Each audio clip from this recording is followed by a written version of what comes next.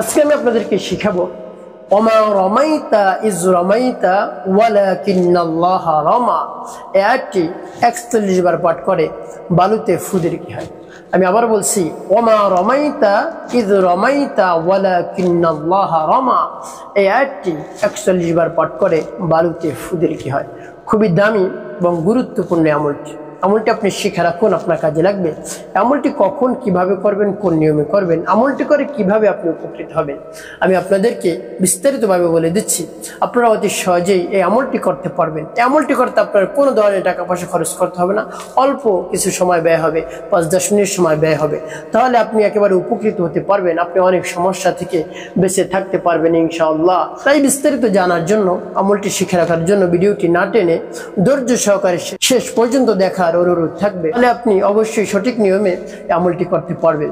তো প্রিয় ভাই বোনেরা, আমি শুরুতেই বলবো আমলটি কিভাবে করবেন।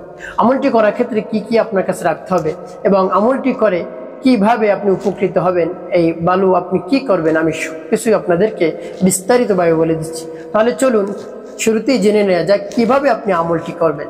আমলটি করার ক্ষেত্রে আপনার কাছে কিছু বালু রাখতে হবে। বাটির মধ্যে এক বাটি আপনি বালু রাখলেন, তারপরে সেই বালু আপনি ঢেকে রাখবেন। তারপরে আপনাকে উত্তম রূপে ওযু করতে হবে। উত্তম রূপে ওযু করে তারপরে পবিত্র হয়ে তারপরে আমলটি শুরু করে দেবেন। আপনি যে কোনো স্থানে বসে দাঁড়িয়ে আপনি আমলটি করতে পারেন, সমস্যা নেই। যখনই দরকার হবে তখনই আপনি আমলটি করবেন। তো প্রিয় ভাই বোনেরা, যখন আমলটি করবেন এর পূর্বে আপনাকে অবশ্যই আপনার জীবনের সমস্ত গুনার কথা স্মরণ করে ইস্তিগফার পাঠ করতে হবে, ক্ষমা প্রার্থনা করতে হবে।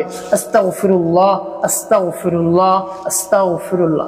এভাবে ৩ বার ইস্তিগফার পাঠ করবেন বা পূর্ণ ইস্তিগফারটি আপনি পাঠ করতে পারেন। আস্তাগফিরুল্লাহ রাব্বি মিন কুল্লি যামবি ওয়া আতুবু ইলাইহি লা হাওলা ওয়ালা কুওয়াতা ইল্লা বিল্লাহিল আলিয়্যিল আযীম। এভাবে যখন ইস্তিগফার পাঠ করা হয়ে যাবে, তারপরে নবী সাল্লাল্লাহু আলাইহি সাল্লামের শানে মুহাব্বতে ৩ বার দুরূদ শরীফ পাঠ করবেন। সাল্লাল্লাহু আলাইহি ওয়াসাল্লাম, সাল্লাল্লাহু আলাইহি ওয়াসাল্লাম, সাল্লাল্লাহু আলাইহি ওয়াসাল্লাম। এভাবে ইস্তিগফার এবং দুরূদ শরীফ যখন পাঠ করা হয়ে যাবে, কোথাও ফু দেওয়ার দরকার নেই। তারপরে আমার দেখার নিয়ম অনুযায়ী সেই আয়াতটি আপনি পাঠ করবেন, সেই দোয়াটি পাঠ করবেন। আর যখন পাঠ করবেন, কোন উদ্দেশ্যের জন্য আপনি আমলটি করতেছেন সেই কথা মনে মনে ভাববেন, চিন্তা করবেন এবং আপনার মনকে স্থির করবেন। তারপরে আপনি সেই আয়াতটি পাঠ করবেন এবং মনে মনে মহান রব্বুল আলামিনের কাছে দোয়া করবেন, হে আল্লাহ, যে সমস্যার জন্য আমলটি করতেছি আপনি তো জানেন, আপনি সেই সমস্যা দূর করে দিন। তারপরে আপনি সেই আয়াতটি পাঠ করবেন, যেমন বিসমিল্লাহির রাহমানির রাহিম ওয়ামা রামাইতা ইয রামাইতা ওয়ালাকিন্নাল্লাহা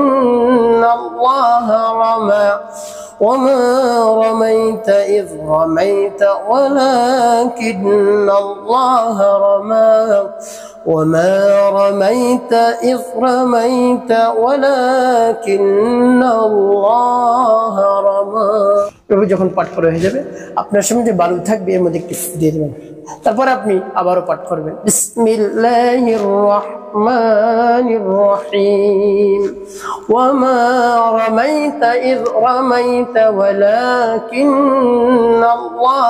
রামা وما رميت إذ رميت ولكن الله رمى وما رميت إذ رميت ولكن الله رمى। পাঠ করার শেষে আবার একটু ফু দিবেন বালুর মধ্যে। তারপর আপনি মনে দরদ নিয়ে আবারও পাঠ করবেন, বিসমিল্লাহির রাহমানির রাহিম ওয়ামা রামাইতা ইয রামাইতা ওয়ালাকিন্নাল্লাহা রামা وما رميت إذ رميت ولكن الله رمى وما رميت إذ رميت ولكن الله رمى। পাঠ করার শেষে আবারও বালুর মধ্যে ফুটবেন। তো প্রিয় ভাই বোনের, বালু আপনি কি করবেন আমি আপনাদেরকে বলে দিচ্ছি। এভাবে যখন আমলটি করা শেষ হয়ে যাবে, ৪১ বার পাঠ করা হয়ে যাবে, ৩টি ফু দেবেন। তারপর সর্বশেষ নবী সাল্লাল্লাহু আলাইহি সাল্লামের মুহাব্বত নিয়ে ৩ বার দুরূদ ইব্রাহিম পাঠ করবেন। আল্লাহুম্মা সাল্লি আলা মুহাম্মাদ ওয়া আলা আলি মুহাম্মাদ কামা সাল্লাইতা আলা ইব্রাহিম ওয়া আলা আলি ইব্রাহিম ইন্নাকা হামিদুম মাজিদ। আল্লাহুম্মা সাল্লি আলা মুহাম্মাদ ওয়া আলা আলি মুহাম্মাদ কামা সাল্লাইতা على إبراهيم وعلى آل إبراهيم إنك حميد مجيد اللهم صل على محمد وعلى آل محمد كما صليت على إبراهيم وعلى آل إبراهيم إنك حميد مجيد। এভাবে যখন দুরূদ ইব্রাহিম পাঠ করা হয়ে যাবে 3 বার, বালুর মধ্যে 2টি ফু দেবেন। তারপরে এই বালুগুলো ঢেকে রাখবেন। তারপর আপনার যখন ব্যবহার করা দরকার তখন আপনি ব্যবহার করবেন। তো প্রিয় ভাই বোনের, এভাবে মোট 5টি ফু দিয়ে আপনার আমলটি করা হয়ে গেল। এখন আপনি এই বালু কি করবেন আমি শুরুতেই বলে দিচ্ছি, তারপরে বলবো কোন উদ্দেশ্যের জন্য এই বালু করলেন। তো প্রিয় ভাই বোনের, এই বালু আপনি নিক্ষেপ করবেন, সামনের দিকে আপনি নিক্ষেপ করবেন। আর যখন নিক্ষেপ করবেন চোখ বন্ধ করে নিক্ষেপ করবেন। কেন? যখন নিক্ষেপ করবেন বাতাসের কারণে আপনার চোখে এসে লাগতে পারে, আপনার চোখে ক্ষতি হবে, এই জন্য চোখ বন্ধ করে আপনি সামনের দিকে নিক্ষেপ করবেন। তো প্রিয় ভাই বোনেরা, কোন উদ্দেশ্যের জন্য আপনি বালু নিক্ষেপ করবেন?